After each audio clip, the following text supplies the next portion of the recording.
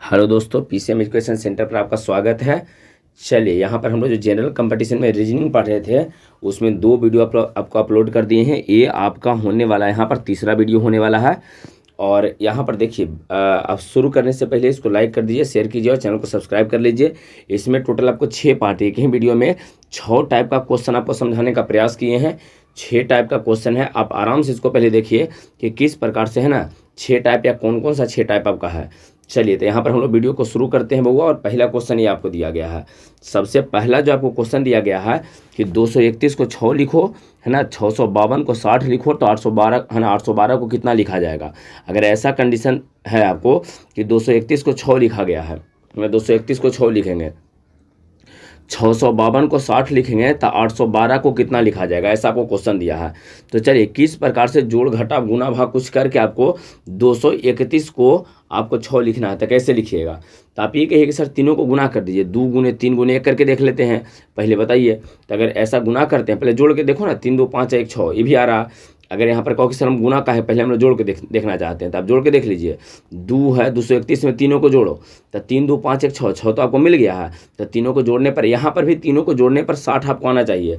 तो बताइए, अगर जोड़ेंगे तो 6 गुआ 5 11, 11 गुआ 2 गो 13 गो, 60 आपको मिला है नहीं। तो इसमें जोड़ने पर मिला, लेकिन इसमें नहीं मिल रहा, दोनों में मिलना चाहिए, दोनों में मिलना चाहिए था।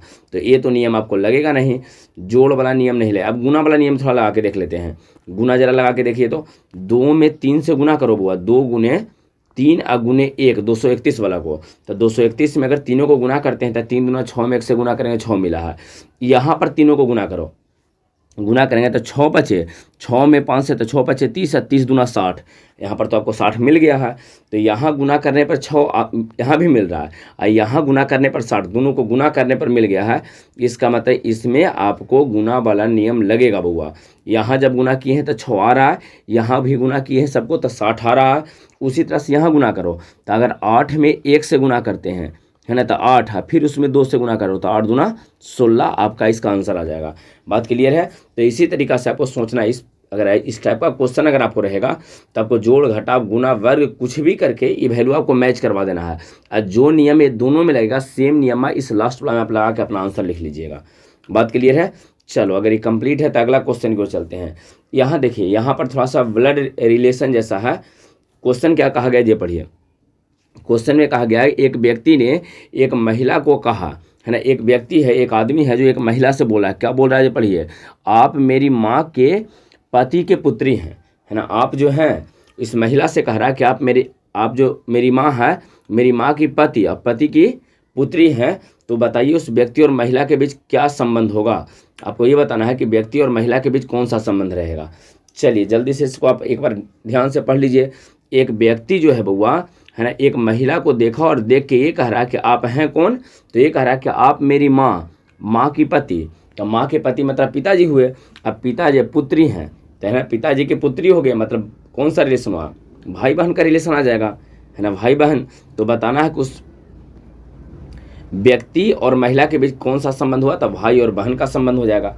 बात समझ में आया है। आप आराम से पढ़िए। मेरी माँ मतलब मम्मी हो गए, मम्मी के पति मतलब पिताजी, पिताजी के पुत्री, तो पिताजी के पुत्री आपको क्या लगेंगे, बहन लगेंगे। तो आपको क्या मतलब इसमें आंसर क्या आ जाएगा, भाई और बहन का रिलेशन आ जाएगा।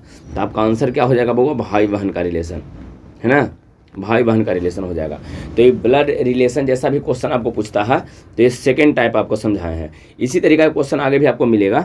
तो चलिए, अगला क्वेश्चन क्यों चलते हैं, नेक्स्ट क्वेश्चन क्यों। चलो बउआ, अगला क्वेश्चन में क्या कहा गया, यहाँ पर पढ़िए, अगला क्वेश्चन दिया गया है।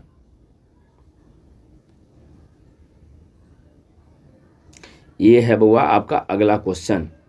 ऐसा क्वेश्चन पीछे भी करवाए हैं, फर्स्ट पार्ट में ऐसा क्वेश्चन दिए थे।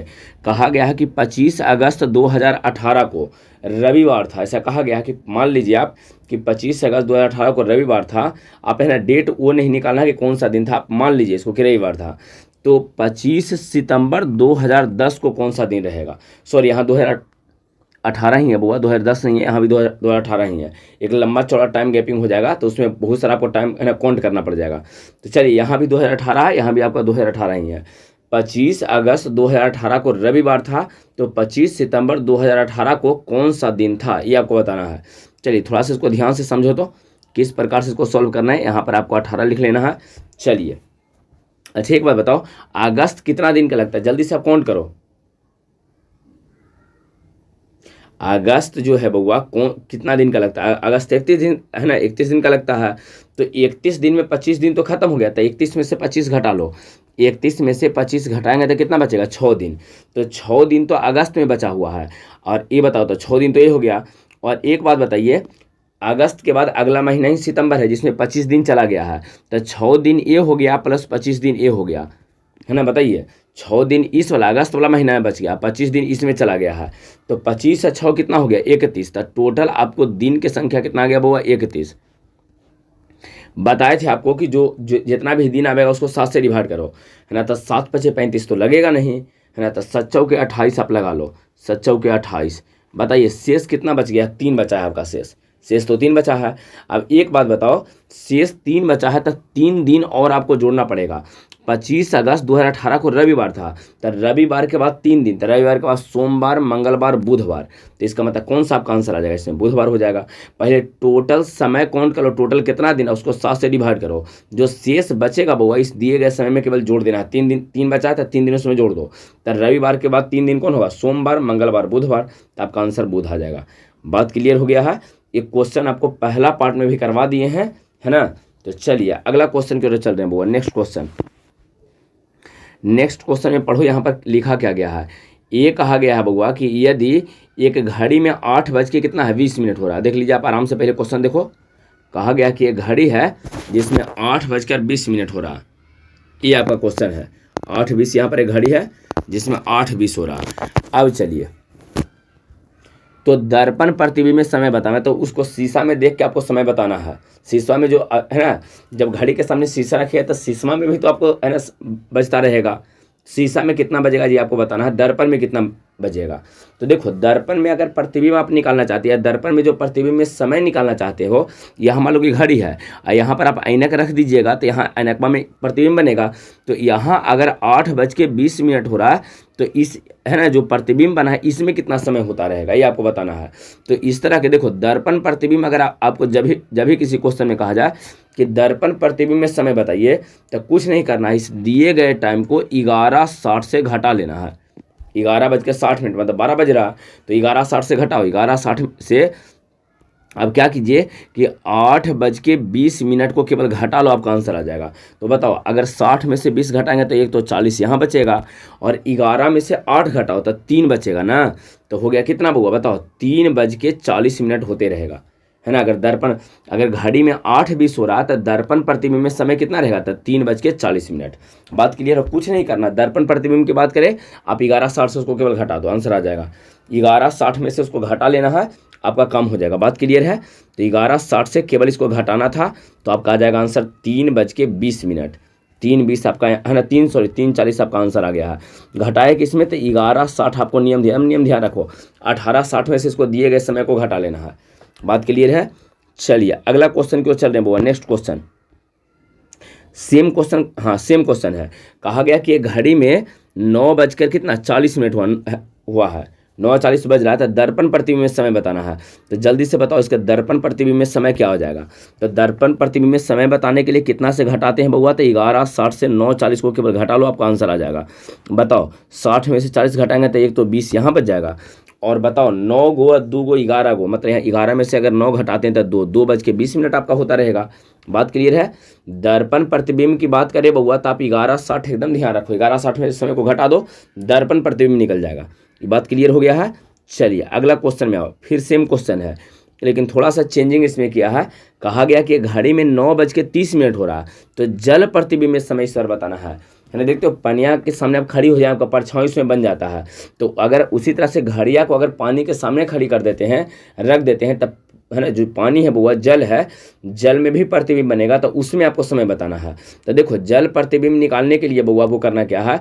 18:30 से घटाना होता है, 18:30 से, ध्यान रखना है, याद रहेगा बउआ, 18:30 से यहाँ पर घटाना होता है। आपको जल प्रतिबिंब में समय बताने के लिए 18:30 से घटा दो। तो बताओ, 9:30 को 18:30 में से घटाएंगे तो 30 ही तो 0 हो गया, और 9 दूना 18, मतलब टोटल जो टाइम है बउआ 9 बजते रहेगा। समय कितना रहेगा इसमें? तो समय जो यहाँ पर आपको आ जाएगा बउआ, 9 बजते रहेगा। समय जो है आपका टाइम यहाँ पर हो जाएगा 9। बात क्लियर हो गया है? कैसे निकाले हैं? तो यहाँ आपको टाइमलाइन ध्यान रखना है, 18 है ना, 18:30 इसको 9 30 घटा लो, तो घटाएंगे तो 30 30 ही तो खत्म हो जाएगा, बचा 9, है ना। जल प्रतिबिंब में समय रहेगा कितना बजते रहेगा, 9 बजते रहेगा। तो बात आपको क्लियर हो गया, 9 बजते रहेगा जल प्रतिबिंब वाला में। तो जल प्रतिबिंब के लिए रेफरेंस आपका कितना हो गया जी बताइए। तो सर जल प्रतिबिंब के लिए रेफरेंस हम लोग को हो गया 18:30, और अगर प्रतिबिंब, अगर आपको दर्पण प्रतिबिंब कहा जाए तो वहाँ पर 11:60। क्लियर है। चलो एक क्वेश्चन और इसमें देखते हैं, जल प्रतिबिंब से रिलेटेड एक और क्वेश्चन यहाँ पर है। पढ़िए क्या लिखा गया है। एक घड़ी में 8:10 हो रहा है, जल प्रतिबिंब में समय बताना है। तो जल प्रतिबिंब के लिए कितना बताए थे आपको, है ना, 18:30 है। इसको 8 10 घटा लो, तो जैसे ही घटाएंगे तो यहाँ आ जाएगा 20, यहाँ आ जाएगा आपका 10, तो 10:20 आपका आंसर हो जाएगा, है ना। जल प्रतिबिंब अगर निकालेंगे, जल प्रतिबिंब में समय निकालेंगे तो 10:20 आपका आंसर आ जाएगा। बात क्लियर हो गया। इसमें एकदम बेसिक सा क्वेश्चन है, सब आपको सोल्व भी करना है। तो यहाँ तक कंप्लीट है बउआ। चलो अगला क्वेश्चन की ओर चलते हैं। देखो यहाँ पर क्या क्या लिखा गया है। ये कहा गया है बउआ कि 12 है, बाद में आपको कितना है, यहाँ देख लीजिए पहले क्वेश्चन, आप आराम से पहले देख लो, समझो क्वेश्चन में क्या कहा गया है। ये आपसे कहा गया है बउआ कि यहाँ पर 12 है, यहाँ 11 है, 12 है, फिर बाद में 11 है, फिर इसको 165 लिखे हैं। 11 है, 13 है और 290 लिखे हैं, तब 15 16 को कितना लिखा जाएगा। एक क्वेश्चन देखो, सबसे बड़ा हम लोग को नीचे वाला टर्म है ना, बड़ा बड़ा नजर आ रहा, तो ऊपर से नीचे की ओर इसको सॉल्व करेंगे। तो ऊपर से नीचे की ओर सॉल्व करने के लिए देखो हम लोग क्या करते हैं, ध्यान दो। आपको ये सोचना है कि 12 और 11 को हम लोग क्या करें ना, ताकि 165 आ जाए। बताइए 12 11 को हम लोग क्या करें ताकि 165 आ जाए। 165 आप कैसे लाइएगा। अच्छा एक बात बताओ, 12 का स्क्वायर कितना होता है बउआ, तो 12 का स्क्वायर तो होता है 144, 144, और 11 का स्क्वायर कितना होता है 121। अगर जोड़ते हैं तो क्या आएगा, 4 है ना, 4 1 5 आ तो रहा है, 4 2 6 2, सॉरी 2 है यहाँ पर हुआ, तो 265। वास्तव में यहाँ पर 265 नहीं आपको दिया गया था, 165 नहीं है, 265 कर लेना है। थोड़ा सा है ना फॉल्ट हो गया है क्वेश्चन सेट करने में। यहाँ देखो बताओ, अगर इसको स्क्वायर करके जोड़ते हैं तो 12 का स्क्वायर 144 हो जाएगा, 11 का स्क्वायर 121 रहेगा, और जोड़ते हैं तो आपको कितना 265 तो आ रहा है। तो यहाँ पर बताइए इसमें नियम क्या लगा है, तो नियम आपको ये लगा है बउआ, नियम यहाँ 265 है, नियम आपको यहाँ पर क्या लगा है, जो अब समझ लीजिए पहले नियम यहाँ पर क्या आपको लगा है। चलिए है यहाँ कितना है बउआ, तो 265। यहाँ 12 का स्क्वायर और 11 का स्क्वायर जोड़ेंगे तो 265 आ रहा है। अच्छा उसी तरह से यहाँ देखिए, इसका स्क्वायर जोड़ के देखते हैं, ये 290 आता है नहीं। 11 का स्क्वायर कितना होता है, तो 121। और एक बात बताओ, 13 का स्क्वायर कितना होता है 169। इसको जोड़ के देखो जल्दी से, तो जोड़ेंगे तो 9 1 10 6 2 8 1 9 290। देखिए तो मिल तो रहा है, 290 यहाँ भी आपको मिल गया है। तो बताइए यहाँ पर अगर आपसे ये कहा जाता है बउआ कि 12 का स्क्वायर और 11 का स्क्वायर जोड़ेंगे तो 265 मिल गया है, 11 और 13 का स्क्वायर जोड़ेंगे तो 290 मिल गया है, तो उसी तरह से 15 का स्क्वायर और 16 का स्क्वायर जोड़ दीजिए, यहाँ पर आपका आंसर आ जाएगा, बन जाएगा। आपसे इसको खुद प्रयास करना है, ठीक है ना। इस तरह के क्वेश्चन को खुद बनाइए। यहाँ देखो, यहाँ स्क्वायर दोनों का करके जोड़े हैं तो ये आपको मिला है, यहाँ उसी तरह से दोनों का स्क्वायर करके जोड़ दो तो आपको ये वाला मिल जाएगा। उसी तरह से 15 और 16 के स्क्वायर को जोड़ेंगे तो यहाँ पर कितना आएगा, ये आपका आंसर आ जाएगा। बात क्लियर है। तो चलो अब अगला क्वेश्चन को चलते हैं, नेक्स्ट क्वेश्चन। इसको देखिए साफ साफ लिख देते हैं इस तरह से। यहाँ 265 है, केवल ध्यान रखना है कि यहाँ पर वास्तव में कितना है बउआ, ये वास्तव में है यहाँ 265। क्लियर है। अब इसको सॉल्व कर लेना, केवल स्क्वायर करके जोड़ देना है। चलो वो अगला क्वेश्चन, सेम क्वेश्चन इस बार भी दिया, देखिए सेम ही क्वेश्चन है। कहा है 13 है 11 है, इसको जोड़ के कितना लाया 37 आपको दिया गया, देख लीजिए 37 दिया है ना। यहाँ पर 20 है बउआ, 10 है, जोड़ के 50, नीचे बड़ा है ना। तो 16 और 10 को हम लोग क्या लिखेंगे आपको बताना है। चलिए जल्दी से दिमाग लगाइए, 13 और 11 को हम लोग 37 कैसे लिखेंगे। 13 11 को 37 आपको लिखना है, 13 11 को 37 लिखेंगे। 37 मतलब लास्ट में कितना 6 कैसे आएगा बताइए आप, 6 कैसे आप लाओगे। तो 6 लाने के लिए एक उपाय करो ना, लास्ट में 6 नहीं 7 है बउआ, तो 7 लाने के लिए एक उपाय करो कि यहाँ 3 दूना 6 1 7। हमको ये लगता है ना कि 11 में पहले 2 से गुना कर दो, तो गुना करेंगे तो 13 में 2 से गुना करेंगे कितना आ जाएगा 26, और 26 में 11 को जोड़ो तो 26 11 जोड़ेंगे तो कितना आ जाएगा 37। तो आ रहा है आपका, मतलब पहिलका में 2 से गुना करना है, दूसरा का जोड़ देना है, आपका आंसर आ जा रहा है ना।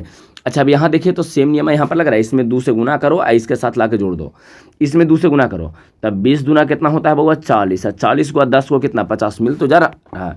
पहला में 2 से गुना करके दूसर का जोड़ रहे हैं तो ये आपको मिल रहा है। तो उसी तरह से पहला में 16 में 2 से गुना करेंगे तो 16 दूना 32। अब 32 में 10 जोड़ देंगे तो 32 से 10 कितना हो जाएगा बताओ, जल्दी से बताओ, 42। तो आपका आंसर यहाँ पर वाट के स्थान पर 42 हो जाएगा। समझ में आया है? तो यहाँ पर आपका आंसर 42 आ जाएगा। नियम समझ में आ गया है बउआ? बस केवल ध्यान इसमें लगाना है, थोड़ा सा आपको माइंड थोड़ा सा लगाना है इसमें। पहला में 2 से गुना करो और दूसर का जोड़ो, पहला में 2 से गुना करो दूसर का जोड़ो, और यहाँ भी पहला में 2 से गुना करो और दूसर का को जोड़ दो, आपका आंसर आ जाएगा। क्लियर हो गया है? चलो अगला क्वेश्चन की ओर चलते हैं। नेक्स्ट क्वेश्चन सेम टाइप का, यहाँ पर कहा गया 12 30 को 72 लिखे हैं, 10 12 को 34 लिखे हैं, तो बताइए 13 और 20 को क्या लिखा जाएगा। सेम क्वेश्चन, जल्दी से इसमें दिमाग लगाओ। इस क्वेश्चन में आपको खुद दिमाग लगाना है। 12 30 72 है ना, 12 30 72। अगर 30 में 2 से गुना कर देते हैं वो, यहाँ देखो 30 में 2 से गुना कर देंगे तो 60 आ जाएगा। 30 दूना 60 और 60 हुआ 12 को जोड़ेंगे तो 72 आपको नहीं मिल रहा। उसी तरह से 12 में 2 से गुना करेंगे 24 है, 24 है 10 34 नहीं मिला। उसी तरह से 20 में 2 से गुना करेंगे तब 20 दूना 40 हुआ 13 को 53 को, यहाँ पर आंसर नहीं है आपका आ जाएगा। बात समझ में आया है? क्लियर हो गया होगा? इसमें कोई दिक्कत आपको नहीं होनी चाहिए। इस तरह के क्वेश्चन जो है इसको आराम से एकदम बनाना है आपको। चलिए अगला क्वेश्चन क्यों चलते हैं वो, नेक्स्ट क्वेश्चन। चलो अगला क्वेश्चन। अच्छा यहाँ पर देखिए खत्म हो गया है। तो टोटल इस वीडियो में आपको 6 तरीका के क्वेश्चन समझा दिए हैं वो, 1 2 तरीका नहीं, टोटल 6 तरीका के क्वेश्चन आपको समझाए हैं, है ना। 6 टाइप का क्वेश्चन समझाए हैं। अब देखिए ब्लड रिलेशन आया था, इससे पीछे जो आगे हम लोग वीडियो अपलोड करेंगे ना, पीछे वाला वीडियो में कुछ था तो आगे वीडियो अपलोड करेंगे तो सारा टाइप का क्वेश्चन आपको मिलता जाएगा। इसी तरह के क्वेश्चन आपको रहता भी एग्जाम में, तो आप ढंग से घर पे पढ़ो इसको, ठीक है, और इसको कंप्लीट आपको करना है, A to Z इसको आप कंप्लीट कर जाइए, ठीक है। तो चलिए अब इसको रहने देते हैं।